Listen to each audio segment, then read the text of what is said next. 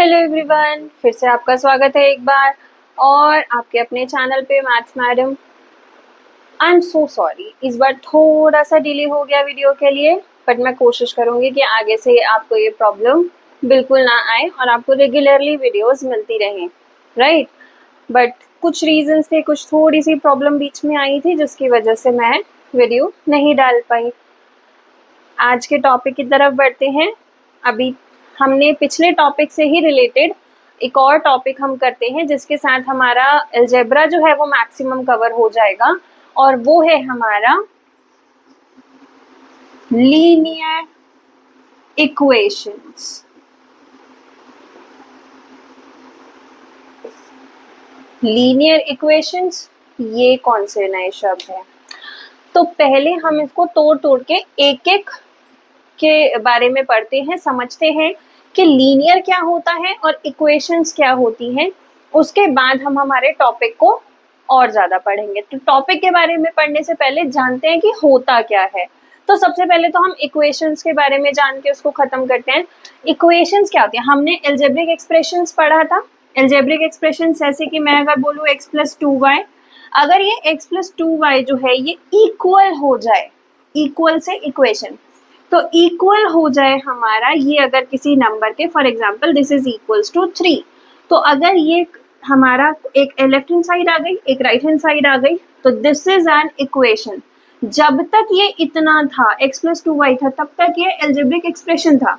But जैसे ही ये equals to something हो गया, इक्वल्स टू एक कांस्टेंट नंबर हो गया, कुछ किसी चीज के इक्वल हो गया, तो अब ये हमारी बन गई इक्वेशन। तो आई होप आपको इक्वेशन समझ में आ गई है कि इक्वेशन क्या चीज होती है। अब जानते हैं लीनियर क्या चीज होती है, ठीक है।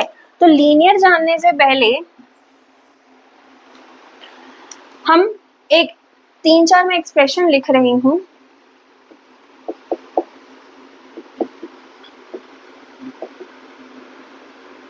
ये सिर्फ एक्सप्रेशन लिख रही हूँ, इक्वेशन नहीं लिख रही हूँ। ये फर्स्ट, सेकेंड,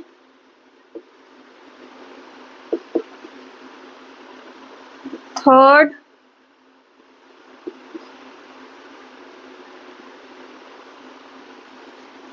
फोर्थ,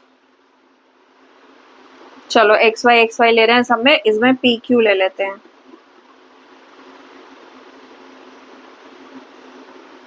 ठीक है। तो ये मैंने कुछ एक्सप्रेशंस लिखे हैं, ठीक है। अब इनमें सबसे पहले देखो, जो हमारे जो वेरिएबल्स हैं उनकी सबसे हाईएस्ट पावर कौन सी है, ठीक है। तो जो हाईएस्ट पावर होती है, तो यहाँ पे देखो x की पावर 2, y की पावर कुछ नहीं यानी 1। अब जब ऐसा वाला टर्म होता है ना, तो ऐसे वाले टर्म में हम दोनों की पावर को ऐड करके मानते हैं। तो z की पावर 1 और x की पावर 1, तो ये हो गई हमारी पावर 2। तो सारे टर्म्स की पावर लिख लेते हैं। तो सारे टर्म्स की पावर लिखी, इसकी पावर 2, इसकी पावर 1 और इसकी 1 + 1 2। यहाँ पे अब देखो वही चीज, 1 + 1 + 1 यानी कि 3 पावर हो गई इसकी हमारी 3। इसमें कुछ भी नहीं है, जो हमारा वेरिएबल है वो है ही नहीं, ठीक है। तो इसमें कोई पावर नहीं है, हमारी 0 पावर है। इसकी पावर 1, यहाँ पे पावर 1, यहाँ पे पावर 1, ठीक है। अब जो हमारी पूरे एक्सप्रेशन में हर टर्म की हम पावर देखते हैं, और हर टर्म की पावर को देखने के बाद हम देखते हैं कि उसमें से सबसे बड़ी पावर कौन सी आ रही है, ठीक है। तो जो सबसे बड़ी पावर आ रही है इसमें, जैसे सबसे बड़ी पावर आ रही है क्या, 2। क्या आ रही है सबसे बड़ी पावर? 2। यहाँ पे 3, यहाँ पे 1, यहाँ पे 1। जो हमारी हाईएस्ट पावर होती है उसी से हमारी डिफरेंट टाइप्स ऑफ एक्सप्रेशंस पता लगते हैं, और जो टाइप ऑफ एक्सप्रेशन होता है उसी से हमारी टाइप ऑफ इक्वेशन हम बनाते हैं। तो जिसमें हमारी पावर 2 होती है उसको हम कहते हैं क्वाड्रेटिक। क्या कहते हैं? क्वाड्रेटिक, ठीक है। जिसमें हमारी पावर मैक्सिमम पावर 3 होती है उसको हम कहते हैं क्यूबिक, और जिसमें हमारी मैक्सिमम पावर 1 होती है उसको हम कहते हैं लीनियर। तो इसमें भी ये भी लीनियर है। अब हमें क्वाड्रेटिक और क्यूबिक अभी नहीं पढ़ना है, क्वाड्रेटिक क्यूबिक हम आगे वाली क्लासेस में पढ़ेंगे। अभी के लिए हमें लीनियर पढ़ना है। तो लीनियर में अब मैंने यहाँ पे भी मेरा 1 है और यहाँ पे भी 1 है, इन दोनों लीनियर में एक डिफरेंस है, यहाँ पे जितने मैंने नंबर ऑफ वेरिएबल्स, देखो मैंने x का यूज किया, ठीक है, तो ये मेरा जो है लीनियर इन वन वेरिएबल है। यहाँ पे मैंने जब लीनियर लिया तो ये दो वेरिएबल में लिया, एक वेरिएबल p है, एक वेरिएबल q है, तो ये मेरी जो लीनियर एक्सप्रेशन है वो किस में है, linear expression in two variables. यहीं पे अगर मैं इसको इक्वेशन में कन्वर्ट कर दूं, ठीक है, तो ये मेरा बन जाएगा linear equation in one variable और ये मेरा बन जाएगा linear equation in two variables. तो यही होती है हमारी लीनियर, और जब वो इक्वल्स टू हो जाती है किसी कांस्टेंट तो वो हमारा बन जाता है लीनियर इक्वेशन। समझ में आ गई बात? आई होप आपको लीनियर इक्वेशंस क्या होता है वो तो समझ में आ ही गया होगा। अब बढ़ते हैं हमारे लीनियर इक्वेशन को सॉल्व करने की तरफ, ठीक है। तो मैं कुछ आपको डायरेक्टली लीनियर इक्वेशंस देती हूँ, लीनियर इक्वेशंस को फिर हम करते हैं सॉल्व, राइट। तो सबसे पहला, सबसे simple, 8x is equals to 20 plus 3x, ठीक है। क्वेश्चन को सॉल्व करने से पहले मैं आपको कुछ चीजें बता देती हूँ जो कि हम लीनियर इक्वेशन को सॉल्व करते वक्त यूज करते हैं, ठीक है। तो पहली चीज है, ये मेरे को एक वेट बनाने दो अभी जरा सा, ठीक है। ये मान लो कि ये मेरा वेट है, तराजू है ना, वेइंग मशीन, ये मेरी वेइंग मशीन है, ठीक है।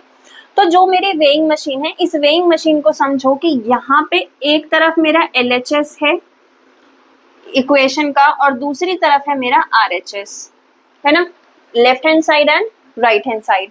तो मुझे एक बात बताओ, मैं जितनी चीजें यहाँ पे डालूंगी, ऐड करूंगी वेट में, बराबर कब रहेगा, इक्वल कब रहेगा? इक्वल तभी रहेगा ना जब मैं एक साइड पे लेफ्ट हाथ में जितना, left hand side of weight जितना डालूंगी और राइट हैंड साइड में वेट उतना ही रखूंगी, है ना। अगर आप जैसे सब्जी वाले के पास या राशन वाले के पास जाते हैं तो एक साइड पे वो अपने वेट्स रखता है, एक साइड पे वो सामान रखता है जो भी आपको चाहिए होता है। तो एक साइड पे अगर वो 2 किलो रख रहा है तो दूसरी साइड पे फॉर एग्जाम्पल आप राइस ले रहे हो तो 2 kg राइस भी वो रखेगा।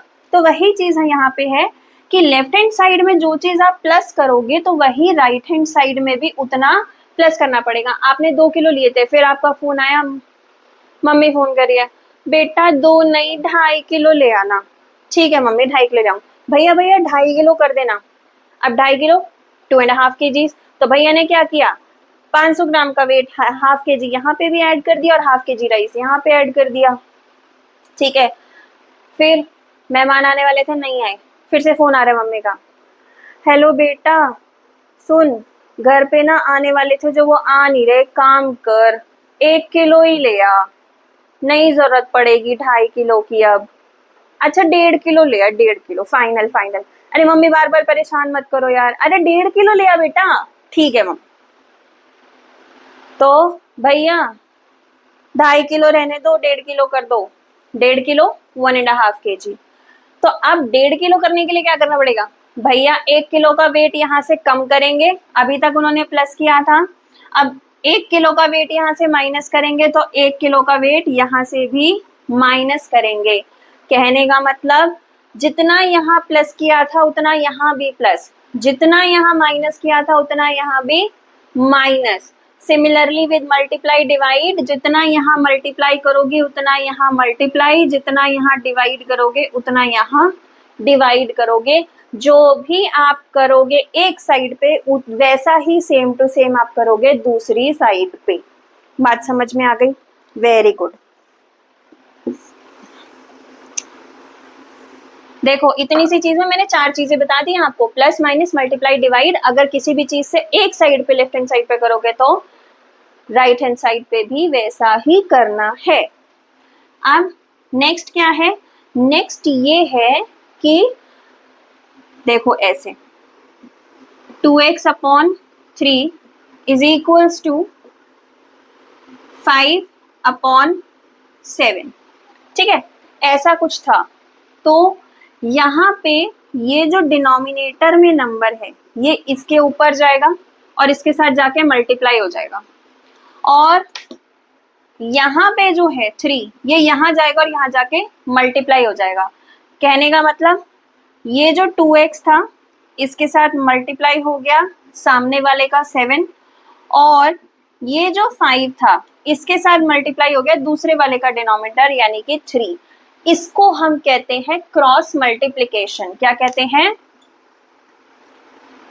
Cross multiplication. क्या कहते हैं? Cross multiplication. तो जब भी हमारे कुछ ऐसे टर्म्स होते हैं तो उसमें हम क्या करते हैं? क्रॉस मल्टीप्लाई करके इसको इजी कर लेते हैं, सॉल्व कर लेते हैं। फिर उसके बाद आता है नेक्स्ट। नेक्स्ट क्या कहता है, जो कि मैं इस वाले क्वेश्चन में यूज करने वाली हूं, कि अगर कोई टर्म एक साइड पे है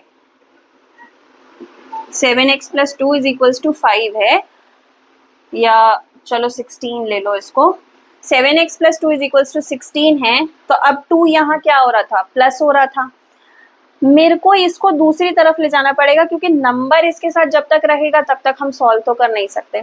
तो नंबर को नंबर के पास लेके जाना पड़ेगा। सबको अपनी अपनी जैसे पसंद है ना, कि हमें हमारे फ्रेंड्स में रहना पसंद है, मम्मी पापा को मम्मी पापा के फ्रेंड्स के साथ बातचीत करने में मजा आता है, तो नंबर्स को नंबर्स के साथ मजा आता है, वेरिएबल्स को वेरिएबल्स के साथ, और वो भी अपने जैसे वेरिएबल्स के साथ। यानी x अगर प्लस माइनस होगा तो किसके साथ होगा? ये हमने पढ़ा था, है ना? तो वही चीज है। तो 2 को 16 के पास जाना है, तो 2 को जब 16 के पास जाना है तो यहाँ वो प्लस हो रहा था, जब वो दूसरी साइड जाएगा तो वो माइनस हो जाएगा। यानी कि जो टर्म एक तरफ होती है जब वो इक्वल्स टू के दूसरी तरफ जाती है, चाहे वो लेफ्ट हैंड से राइट हैंड की तरफ जाए या राइट हैंड से लेफ्ट हैंड की तरफ आए, वो हमारी क्या हो जाती है? अपना साइन चेंज कर लेती है। अगर वो प्लस है तो माइनस हो जाएगी, माइनस है तो प्लस हो जाएगा, मल्टीप्लाई है तो डिवाइड हो जाएगा, डिवाइड है तो मल्टीप्लाई हो जाएगा। देखो एक तरीके से हमने यहाँ भी ये यूज किया कि ये डिवाइड हो रहा था, वहां जाके मल्टीप्लाई हो गया। इसको हमने क्रॉस मल्टीप्लिकेशन का नाम दिया है। यहाँ पे ये 2 जो है वो 2x = 16 - 2 हो जाएगा क्योंकि वो दूसरी साइड पे गया था। तो इसको हम कहते हैं ट्रांसपोजिंग, जब नंबर्स जो हैं या वेरिएबल्स जो हैं वो अपना साइन चेंज कर लेते हैं दूसरी साइड पे जाके। तो चलो अब हमें ये तो पता चल गया कि हम क्या क्या कर सकते हैं, तो इसी से हम करते हैं सॉल्व। ये आ गया हमारा क्वेश्चन। तो इस क्वेश्चन में हमारा 8x है, 20 है, 3x है। तो अब क्या होगा? वेरिएबल बोलेगा मुझे वेरिएबल के पास जाना है, तो ये 3x बोलेगा मुझे इसके पास जाना है। ठीक है, तो यहाँ पे हो रहा था ये प्लस, तो दूसरी साइड जाने के लिए इसको क्या करना पड़ेगा? माइनस होना पड़ेगा।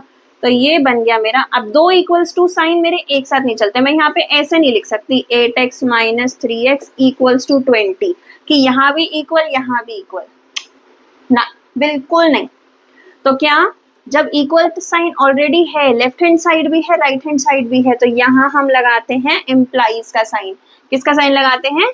इम्प्लाइज का। तो इम्प्लाइज 8x - 3x। अब 8 में से 3 चले गए तो बच कितने गए? 5 बच गए। क्या बच गए? x बच गए 20। अब 5 जो था वो हो रहा था मल्टीप्लाई, तो उधर जाके क्या होगा? डिवाइड। तो x = 20 डिवाइड बाय 5। अब 20 डिवाइड बाय 5 हमें पता है 4 जा, तो हमारी x की वैल्यू आ गई 4। x की वैल्यू क्या आ गई? 4। और हमारे सम ऑफ डिजिट्स का क्वेश्चन आता है, तो हमारा एक क्वेश्चन करते हैं। ठीक, क्वेश्चन कह रहा है कि sum of digits of a 2 digit number is 15। ठीक है, तो 2 डिजिट का नंबर है, 2 डिजिट का नंबर है, मान लो कि x और y 2 डिजिट का नंबर है। यहाँ पे वो कह रहे हैं x + y जो इन दोनों का सम है वो 15 है। जैसे मैं एग्जाम्पल के लिए समझा रही हूँ, आंसर नहीं है। मान लो आपका 78 नंबर है, तो 78 में 7 + 8 जो है वो 15 होता है।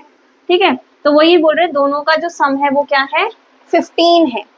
उसके बाद if the number formed is reversing the digits, number formed by reversing the digits is less than the original number by 27, यानी कि अब नंबर को कर दिया क्या? उल्टा। तो अभी xy था, इसको yx बना दिया। ठीक है, एक्स वाई को क्या बना दिया, वाई एक्स बना दिया। तो जब एक्स वाई को वाई एक्स बना दिया तो हमारा जो नंबर आया वो यानी कि x y minus y x जो है वो है 27, उससे छोटा है। तो अब आपको नंबर्स बताने हैं, ठीक है, आपको फाइंड आउट करना है कि नंबर्स क्या हैं। तो सबसे पहले x और y 15 है, तो यहां से वन वेरिएबल में कन्वर्ट कर लो। सबसे पहले टू वेरिएबल की जगह x y y x दोनों चल रहे हैं, इससे अच्छा है कि हम इसको चेंज कर लें किसमें, एक सिंगल वेरिएबल में। तो यानी कि x की वैल्यू क्या हो गई 15 माइनस वाई, तो मैं x जहां पे भी है वहां पे क्या लिख सकती हूँ 15 माइनस वाई लिख सकती हूँ, राइट। एक्स वाई अगर मैं 78 की बात करूं, अगेन वही नंबर ले रही हूँ, ये आंसर नहीं है, मैं सिर्फ आपको समझाने के लिए ले रही हूँ, ठीक है। मैं 78 ले रही हूँ, तो 78 क्या होता है, 70 प्लस 8 होता है ना, 70 प्लस 8। तो इसी तरह से हमारा जो एक्स वाई होगा वो क्या होगा, एक्स वाई हमारा होगा 10x प्लस वाई, और वाई एक्स क्या होगा, ब्रैकेट में लिखते हैं 10y प्लस एक्स, क्योंकि अब वो टेंस प्लेस पे चला गया, हाँ या ना, ये हो गया। अब जितनी भी जगह x है उसकी जगह क्या लिख दो 15 माइनस वाई, क्योंकि यही हमारी वैल्यू थी, 27 चल ही रहा है। सॉल्व कर रहे हैं हम, धीरे धीरे एक एक स्टेप को सॉल्व करते जाओ तो हमारा आंसर निकलता जाएगा। ये हो गया 15 माइनस वाई। ब्रैकेट में क्यों लिख रहे हैं, क्योंकि 10 मल्टीप्लाई हो रहा था। अब 10 मल्टीप्लाई हो रहा था तो उसको कैलकुलेशन ठीक करनी है ना, गलत तो कर नहीं सकते, गलत करने, तो ये प्लस वाई माइनस, अब यहाँ पे भी x की जगह लिखो 15 माइनस वाई, तो 10y minus 15 minus y plus, plus के साथ हम ब्रैकेट ओपन भी कर दे तो कोई दिक्कत नहीं है, क्योंकि उससे कोई साइन चेंज होता नहीं है। माइनस के साथ जरूर ब्रैकेट लगाना ताकि साइन चेंज करना याद रहे, ठीक है। तो ये हो गया, अब मल्टीप्लाई करो 150 minus 10y plus y minus 10y minus 15 plus y equals to 27। ये आ गया हमारा, ठीक। अब जब ये आ गया तो अब इसको करो सॉल्व, नंबर्स को सॉल्व कर लो, और इसको 10 दे दिए, 10 और दे दिए तो 10 दे दिए, एक और 10 20 दे दिए, फिर 20 में से एक वापस मिल गया तो 19 अभी भी दे रखे हैं, फिर एक और वापस मिल गया यानी कि अब 18 अभी भी दे रखे हैं, ठीक है। तो y के केस में तो आ गया माइनस 18y। नंबर्स को सॉल्व करते हैं, 150 में से 15 को माइनस करो, तो 150 में से 15 को माइनस करो, बताओ भाई क्या आएगा, प्लस, जल्दी जल्दी आंसर करो बच्चों, 135 आएगा, इक्वल्स टू 27 चल रहा है।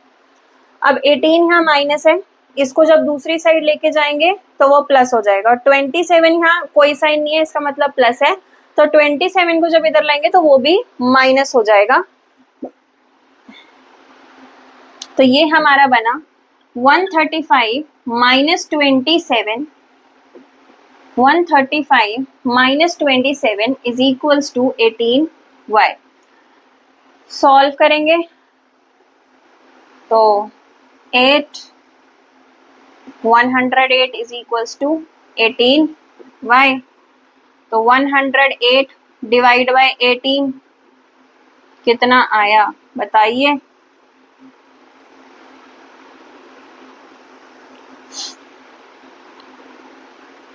9 2 जा 12।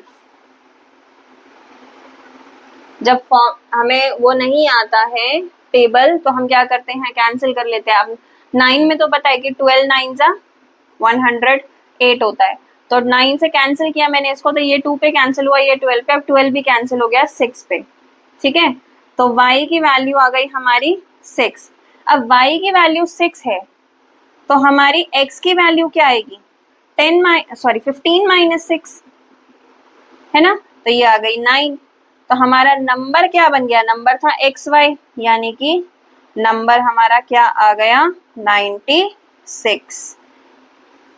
अगर क्वेश्चन में चेक करने के लिए आ जाए कि बताओ कि क्या यही हमारे नंबर्स थे, तो क्या करो, इन दोनों को प्लस करके देख लो। इन दोनों को प्लस किया तो हमारा 15 आ रहा है, तो पहला चेक हो गया। दूसरा क्या करोगे कि 96 माइनस 69 करके देख लो, क्योंकि इसका रिवर्स नंबर 69 बनेगा, तो 96 माइनस 69 27 बन रहा होगा। ठीक है, तो अगर ये हमारा हो जाता है ऐसा, तो ये हमारा चेक पार्ट हो जाता है अगर किसी क्वेश्चन में चेक पूछा जाता है। ठीक है, चलिए बढ़ते हैं हमारे अगले क्वेश्चन की तरफ।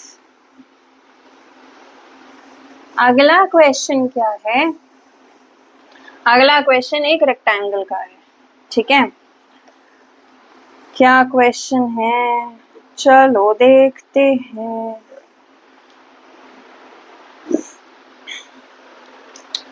लेंथ, रेक्टेंगल है तो रेक्टेंगल की होती है लेंथ और ब्रेथ। ठीक है, तो लेंथ हो गई L और ब्रेथ हो गई B। ये वाला B नहीं समझ में आ रहा तो ये वाला ले लेंगे, है ना। तो ब्रेथ हो गई B। Length of rectangle exceeds its breadth by 9। तो ब्रेथ से लेंथ बड़ा है कितना, 9। ठीक, L माइनस B 9 हो गया, तो L की वैल्यू कितनी हो गई 9 प्लस B। तो जहां पे भी मुझे अब L आगे पुट करना पड़ेगा तो मैं क्या करूंगी, उसकी जगह L प्लस B लिखूंगी। उसके बाद वो बोल रहा है कि लेंथ और ब्रेथ ईच इंक्रीज्ड बाय 3। दोनों में 3 प्लस कर दिया, यानी कि L में भी 3 प्लस हो गया और B में भी 3 प्लस हो गया। ठीक है, the area of new rectangle will be 84 centimetre square more than the given rectangle.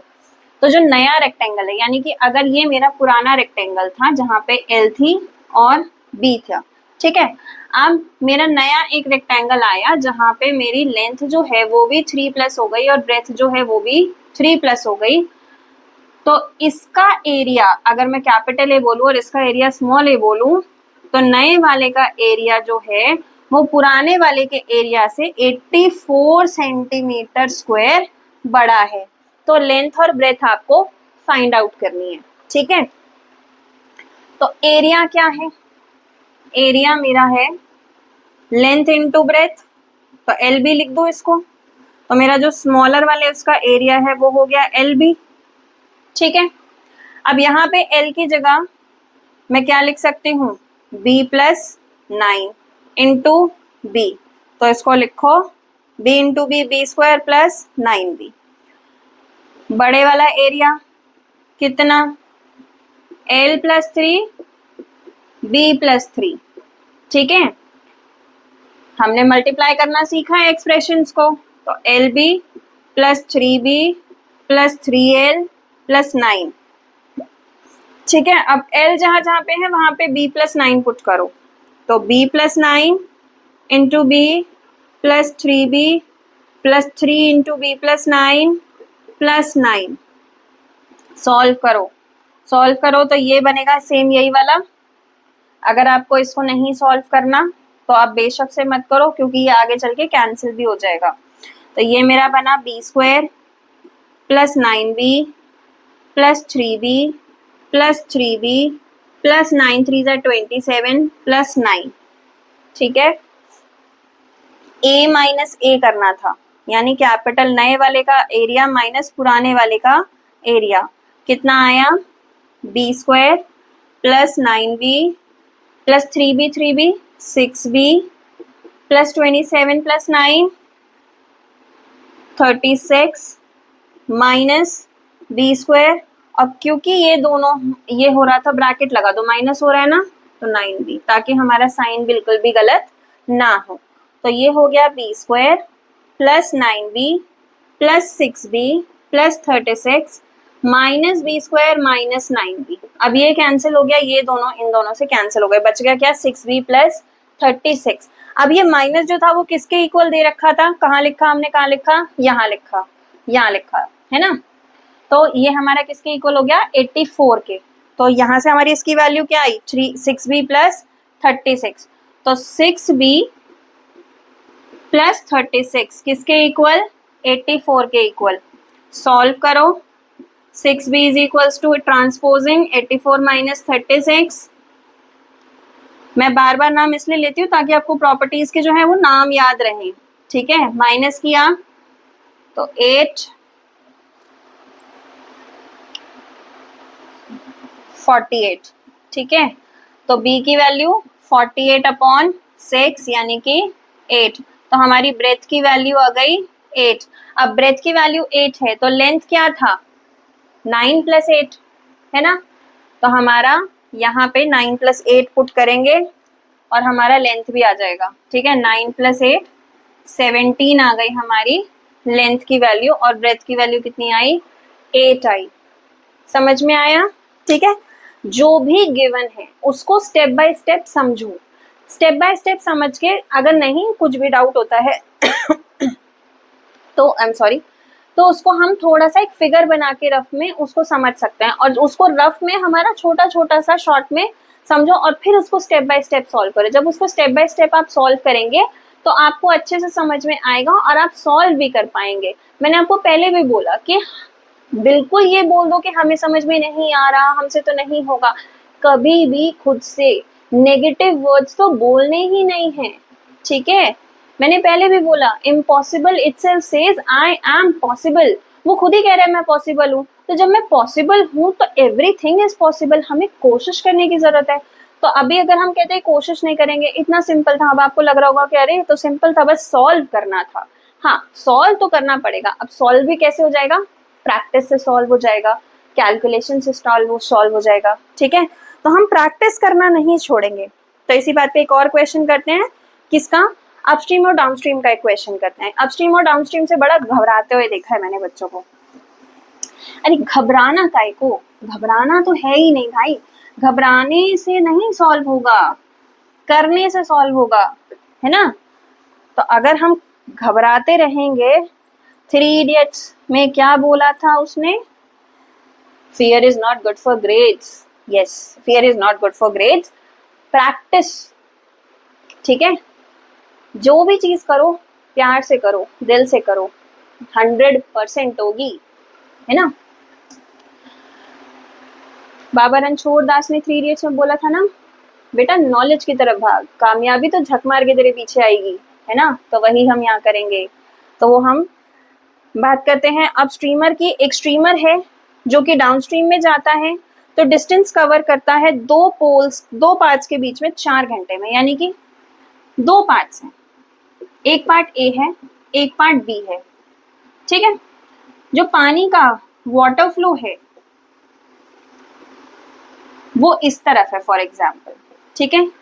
तो जब हम वाटर के फ्लो की तरफ, यानी कि जिस तरफ पानी बह रहा है हम उसी की तरफ जाते हैं, उसी के बहाव के साथ जाते हैं, तो उसी को हम कहते हैं डाउनस्ट्रीम। और जब हम उसके ऑपोजिट में जाते हैं तो उसको कहते हैं अपस्ट्रीम। तो ऑब्वियसली जब मेरा पानी इस तरफ जा रहा है और मेरी बोट भी इस तरफ जा रही है, जो मेरी बोट है, देखो इतनी अच्छी नहीं बनाई पर समझाने का है, काम चला लो, ठीक है। मैं यहाँ पे ड्राइंग क्लास थोड़ी करा रही हूँ।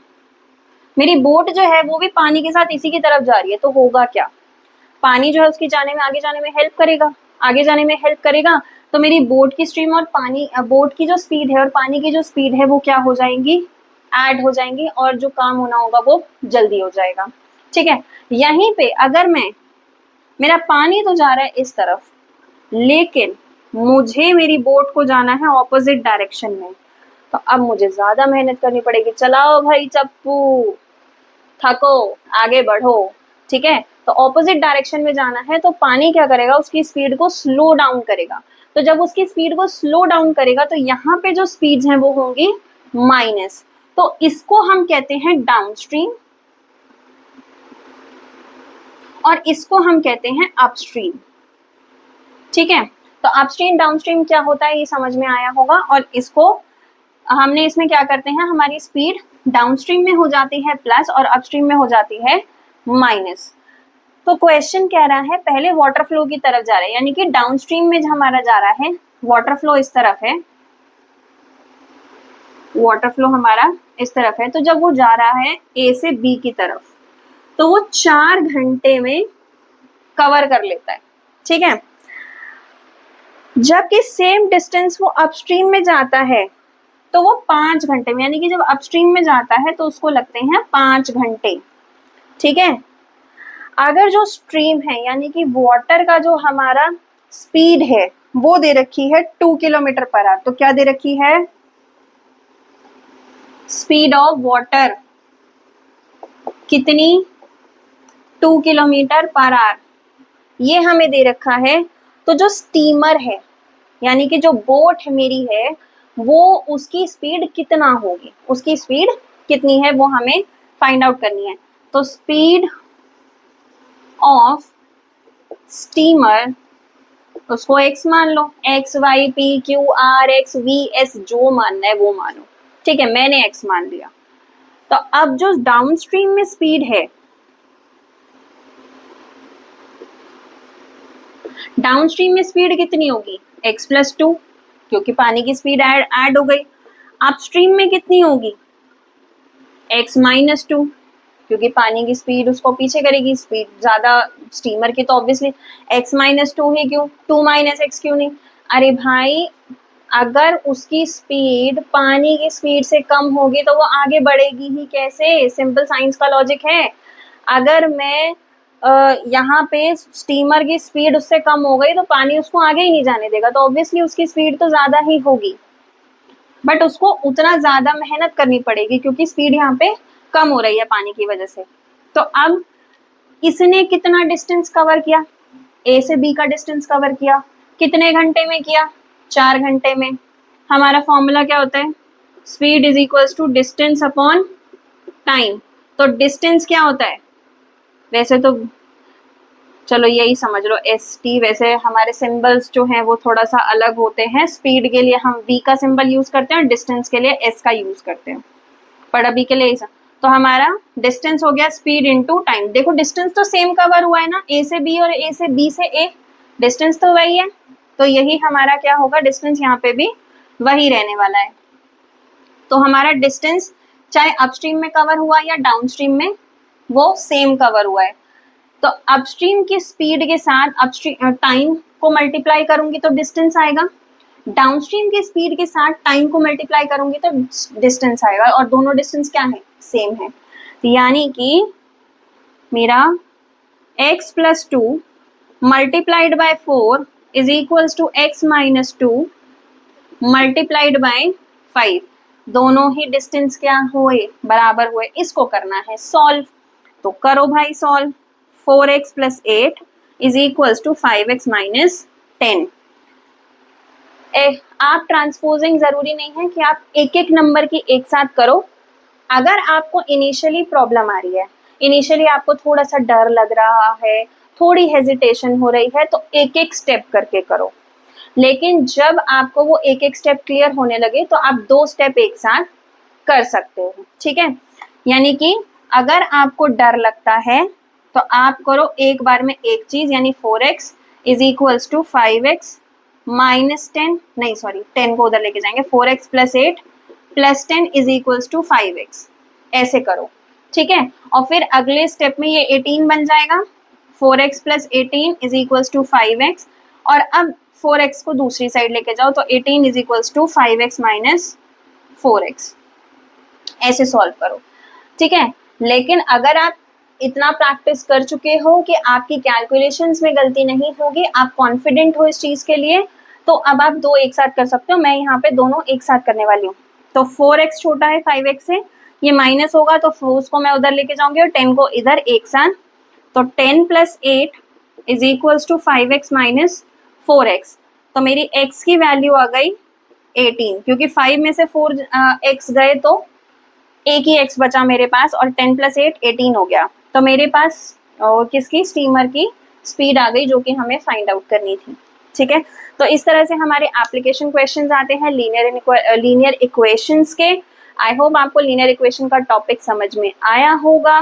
जो भी आपका डाउट हो इससे रिलेटेड टॉपिक्स में, इससे रिलेटेड क्वेश्चन में, तो प्लीज डू कमेंट, एंड मिलते हैं नेक्स्ट वीडियो में नेक्स्ट टॉपिक के साथ। तब तक के लिए सेफ रहिए, स्वस्थ रहिए, प्रैक्टिस करते रहिए, और we will never give up, we will keep doing 1 एक स्टेप चलेंगे, जरूरी नहीं है कि पूरी सीढ़ियां हम एक साथ चढ़ जाएंगे, हम एक स्टेप चढ़ेंगे लेकिन चलेंगे जरूर, बढ़ेंगे जरूर। मिलते हैं नेक्स्ट वीडियो में। Thank you.